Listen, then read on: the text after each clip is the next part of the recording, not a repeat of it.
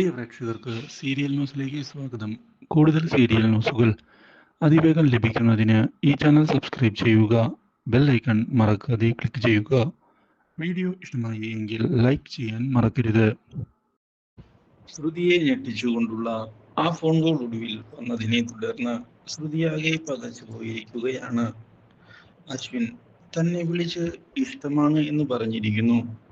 അതുകൊണ്ട് തന്നെ അത് അത്ര നിസ്സാരമായി തള്ളിക്കളയാൻ സാധിക്കുകയില്ല. കാരണം അശ്വിൻ സാർ ഒരിക്കലും അങ്ങനെ പെട്ടെന്നൊന്നും ചെയ്യുകയില്ല. എന്തെങ്കിലും അപകടം സംഭവിച്ചിരിക്കണം.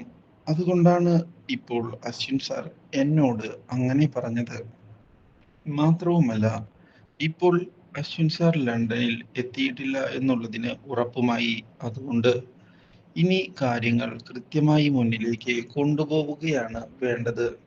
അശ്വിൻ സാറിന് എന്താണ് സംഭവിച്ചത്, എന്താണ് സത്യങ്ങൾ, ഇതെല്ലാം കണ്ടെത്തിയേ മതിയാകൂ.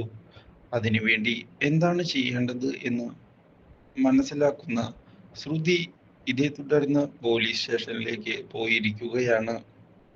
അവിടെ വെച്ച് കാര്യങ്ങൾ തുറന്നു പറയുന്നതിന് തയ്യാറാകുന്ന ശ്രുതി തന്റെ ഭർത്താവിനെ കണ്ടെത്തിത്തരണം എന്നുള്ള ആവശ്യം ഉന്നയിച്ചിരിക്കുകയാണ്. പോലീസുകാർ ഒടുവിൽ കാര്യങ്ങൾ അന്വേഷിക്കാമെന്നുള്ള ഉറപ്പ് നൽകി അവിടെ നിന്ന് ശ്രുതിയെ പറഞ്ഞയക്കുന്നു. പക്ഷേ കാര്യങ്ങൾ അങ്ങനെ നിസ്സാരമായി വിട്ടുകളയാൻ സാധിക്കുകയില്ല എന്ന് ഉറപ്പിച്ചുകൊണ്ട് മുന്നിലേക്ക് പോകുന്ന ശ്രുതി ശ്യാമിനെ ചെന്ന് കണ്ട് ഭീഷണിപ്പെടുത്തുകയാണ്.